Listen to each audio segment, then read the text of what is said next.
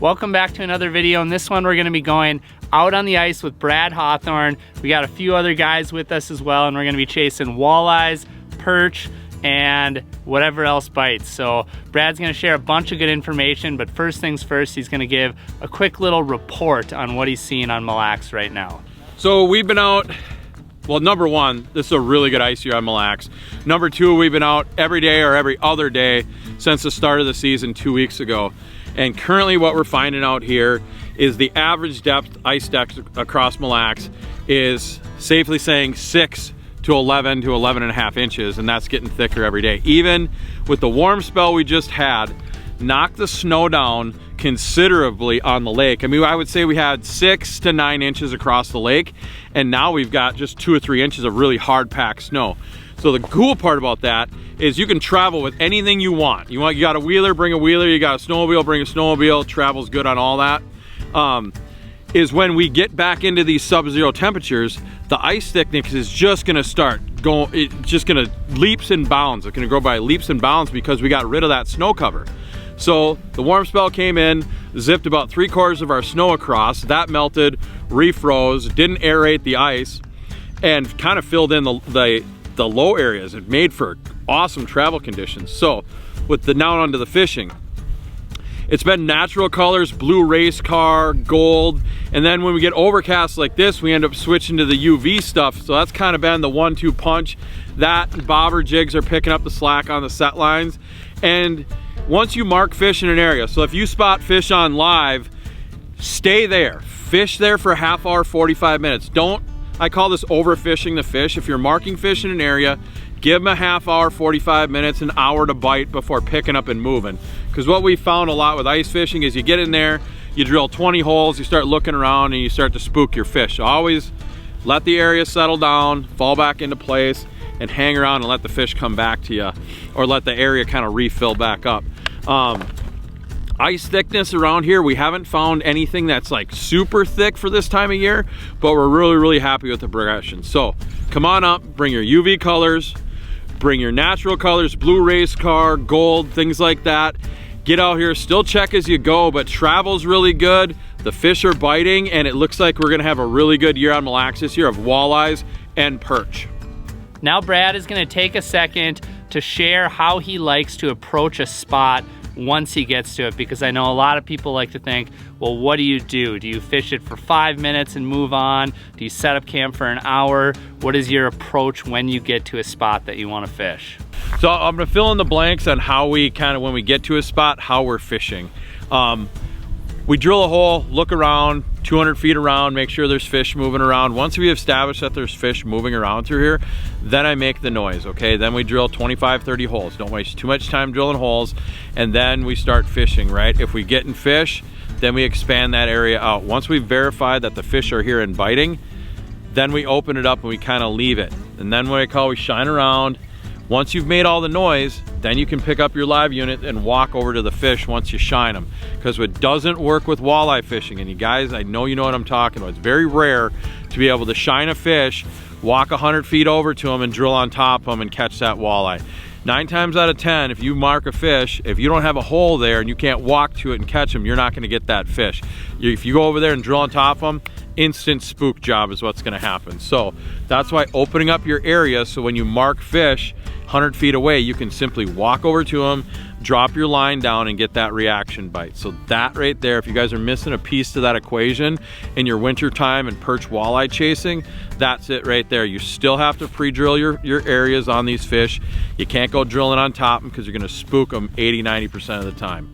All right, next up, we're gonna hand it off to Charlie. Charlie's gonna put a nice jumbo perch, nice Mille Lacs perch on the ice, and then Brad is gonna share a few tips on what he likes to look for out on the ice as far as location when he's looking for both walleyes and perch. Well, I just broke off and put another line down, so kind of got a lighter rod, so I'm not There you go. too sure what I'm working with. Oh, stud perch. My God, dude. Unreal. That thing's 4 inches tall. Look at that thing. For real, look at the colors on it. That one's like super green. That'd be why that gold is working today. It has to be. Yeah. That green gold. Man, that thing's, I mean, that's pushing 1.5 pounds, man. That's a whale. Just broke off on something, put it back down there, and got a big jumbo perch. There's fish swimming around down there like crazy. So you gotta get back down in there. Dude, so what are you using? The gold?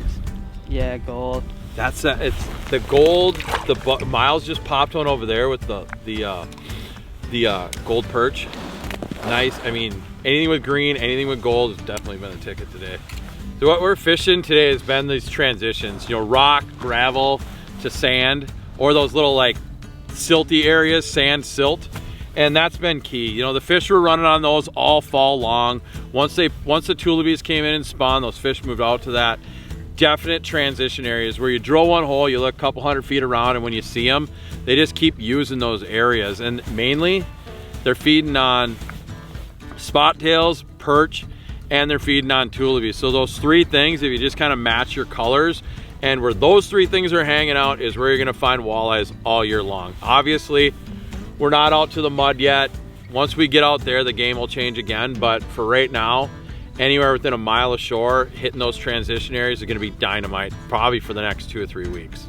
Now obviously, anytime you go out in the ice, whether it's for walleyes, for perch, for pike, for just about anything, set lines can be really, really important. So the next thing Brad is gonna talk about is how he likes to set up his set lines, a few different tips that'll help you catch more fish on set lines. And of course, he's also gonna reel in a walleye on one.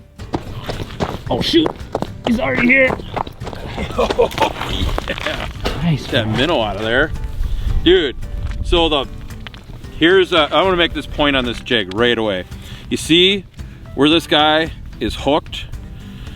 Right there, this bobber jig is a set line jig. So when you set the hook, it goes bang, right into there, right into the top of the lip, right where you want it.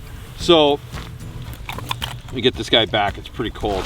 So the 1-2 punch today has been, spoons are definitely dominating the whole game today. You put them down, you shake them. It seems like the forage minnow without rattlers has been really calling them in and banging them.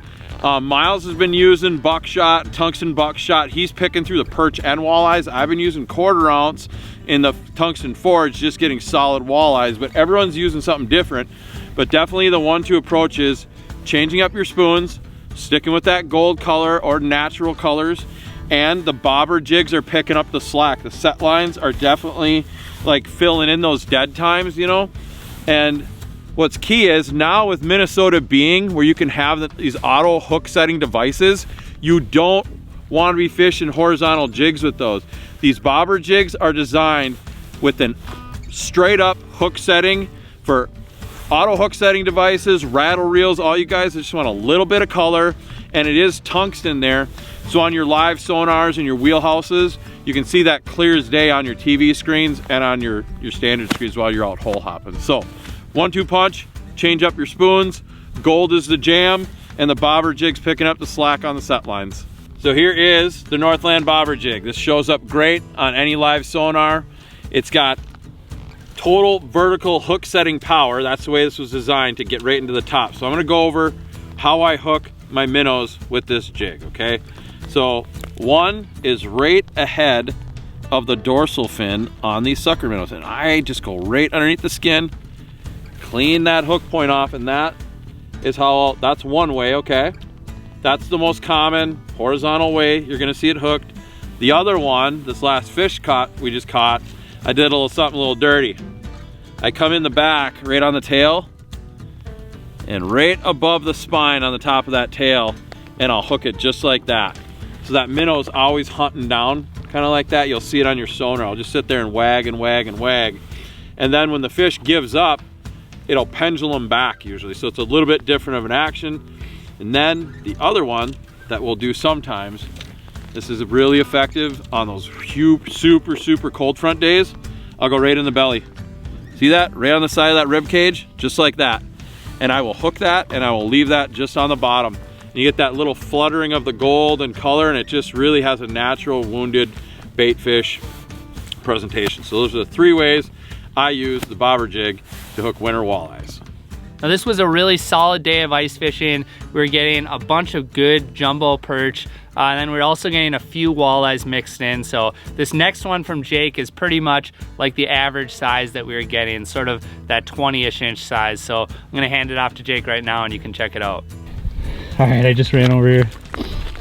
Awesome, guys. Walleyes, jumbos. We're out here on Mille Lacs. You drop down, you honestly don't know what it's gonna be, but man, it's super fun, and they're just chowing right now. That tungsten forage spoon right in its cheek there, hard to beat.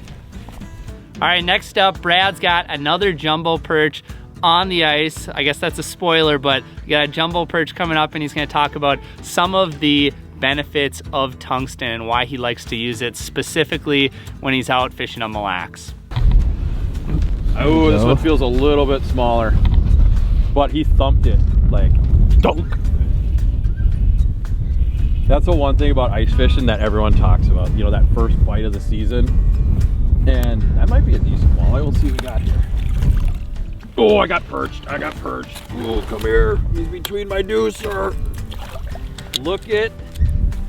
I haven't caught a jumbo all day. Look at there. I've been using that big 1/4 ounce, and there you go. I'm getting a little bit later in the day. So switching the colors, like tungsten buckshot, tungsten forage, tungsten bobber jig has been kind of the name of the game here today. That gold color, equal amounts of perch and walleye. You know, that's about your average size perch out of Mille Lacs this year, but let's say 10.5, 11 inches, right around a pound. So, gosh, this is my first perch. Did I tell you how it like thunk, just bit it? That's the one thing I like about tungsten. The reason you're seeing all the rage in the tungsten right now is because it hangs heavier. So it loads your rod a lot better. It keeps your line straighter. So you really get that affirmative bite. Even those teeny little peck bites you get from like perch, like thunk, they really feel electric. So if there's one, if you're looking for one defining reason to switch to tungsten, they just quite simply, they bite detect better and they just hang off the end of a rod tip way better than lead. All right, so that's a good handful of information from Brad, sharing some info on how you can go and catch walleyes, perch, all of the above on Mille Lacs right now, but we're gonna wrap up this video with a few more fish catches. That'll work. That's size large. You just about have her head up. There you go, bud. Ready? Yeah. Hang on. There you go. Look at that. They're all so angry today. Today's been a lot of fun. Man. So it's just like waves, like jumbo walleye. Walleye jumbo, man. It's just kind of a cool, fun day to fish. They're biting. Is that gold again? Gold again. Dude, gold's gonna be now, tomorrow's gonna all be blue race car. Just like it was last week. We had a day where he didn't catch anything, but it was all on gold. And then for the next 2 days after that was blue race car. Heck yeah.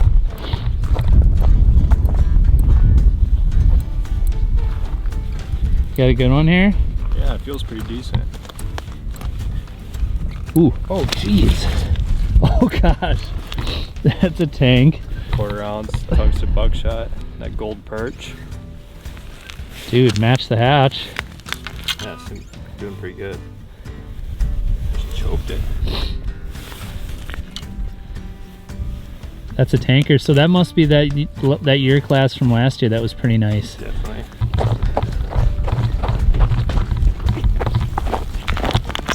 Finally got me one, Nick. Out of way. You guys have been having fun all day.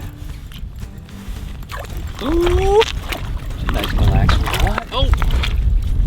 Do I want to get him? Don't do it. Do I want to? I'll do it. It's cold. Finally. It's a nice Mille Lacs walleye. That is awesome. Perfect little chunker. That's so much fun. Early ice on Mille Lacs. Catching them on tungsten buckshots, tungsten forage spoons, a couple on the dead sticks. Look at how perky he is. That is awesome. What a perfect way to wrap up the day, huh? Not bad, dude. That's awesome. And wet hands. Hey, we were gonna eat that one. Whoops. Maybe next time. All right, that's all we got for you in this one. Special thanks to Brad for sharing a bunch of great information and the rest of the crew for tagging along, catching a bunch of fish, and having a good time out on the ice. So if you enjoyed this video and you learned something, make sure to hit that little red subscribe button down below because we have a lot more awesome content coming in the future. And until then, we will see you in the next one.